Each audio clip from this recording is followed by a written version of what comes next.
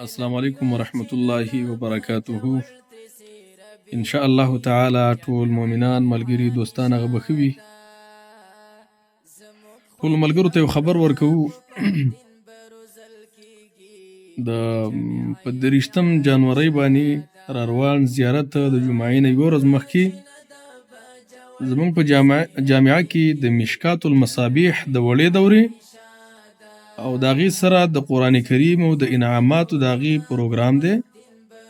نو کوم ملګري او دوستان چې هغه ټول دې ته حاضري وکړي، دغه پوسټ در سره ما لګولی په دغه کې د ځای پته ده. لوی ماموند لغړی زرې باجوړه.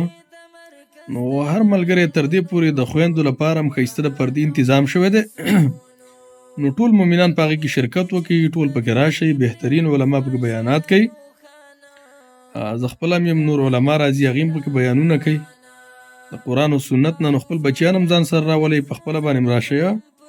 دا زمونږ پروګرام چې کوم دی دا به سهار 8 بجې باندې شروع کېږي او 11-12 بجو ته بیا ختمېږي، اختتام به د دې کېږي.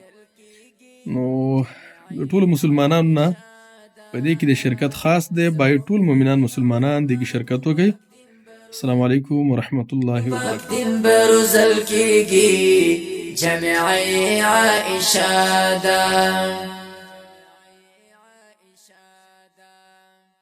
دا واړه استادان دی مال یاران د سرو ګلونو د علم د باغونو په شیخ ابو تراب البجوړي مرکز آباد دی، هم ایخی بنیاد دی.